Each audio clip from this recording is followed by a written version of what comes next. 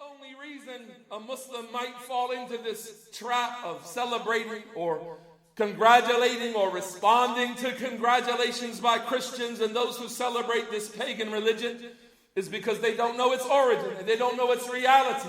They don't know where it came from. They don't know that it was founded in ancient Rome when the Catholic Church took over Italy and they brought the Romans together with the Christians. And the Christian leaders, the Catholics, they said, we'll take the pagan holiday of open lewdness and orgies called Saturnalia during the winter solstice. During these days, we'll take this holiday of the pagan Romans and we'll blend it with Christianity to bring the citizens together. Christmas has nothing to do with the Bible or Jesus Christ or anything of their religion. Pat Robertson, a known Christian preacher that comes on television, he was asked about the origin of Christmas. He said, mistletoe, pagan. Gifts, pagan. The tree, pagan. It's all paganism. And we just Christianized it. All this business about mistletoe, pagan. Christmas trees, pagan. Giving out gifts, pagan. Every bit of it is pagan. Every single bit of it is pagan. We've Christianized it all.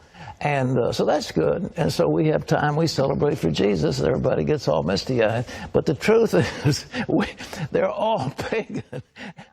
He acknowledges, as their Christian scholars acknowledge, Christmas is paganism in its root. Alhamdulillah, we praise Allah for the religion of authenticity and purity. Everything in this religion is 100% from Allah Rabbul Alameen, and not 5% from what the people invented and added to it. Anyone who brings something from their opinions in this religion, even if the people think it's good, Allah Ta'ala will make some men stand up and reject it and purify the religion, because it's the religion of the worship of Allah alone. And He has preserved it. He has preserved His book and the sunnah of His messenger sallallahu alayhi wasallam, and not allowed the people to add into it. But other religions are invented by the people, and they don't have this foundation. So like they believe in bunny rabbits and Easter eggs, and like they believe in other things, they believe in Santa Claus, and they believe in a Christmas tree, and they believe in mistletoe, and they believe in these things because they have no foundation to return to. Allah has blessed us with a foundation to return to, so we cannot resemble them.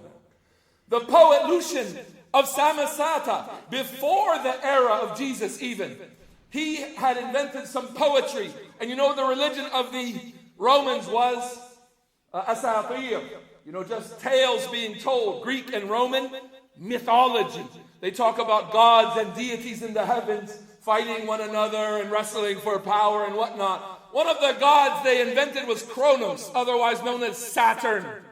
And they say, he said in his poetry, attributing this holiday season to Saturnalia, the holiday run by this deity who's in charge of those days, he said, during my week the serious is barred, no business allowed, drinking and being drunk, noise and games of dice, appointing kings and feasting of slaves, singing naked and clapping. Such are the functions over which I preside. So they invent a deity and they legislate actions on a holiday. And then you find the Christians adopt that as their religion. And then you find some ignorant Muslims come along way after that and say, what's really wrong with Christmas? What's the problem?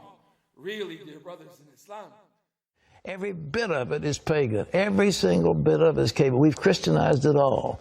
And so that's good. And so we have time, we celebrate for Jesus, and everybody gets all misty-eyed. But the truth is, they're all pagan. I like all the decorations. The Founder's Inn is just loaded with decorations. It's very pretty. But pagan. But all to celebrate Jesus. Yeah, but Christianized pagan. All right.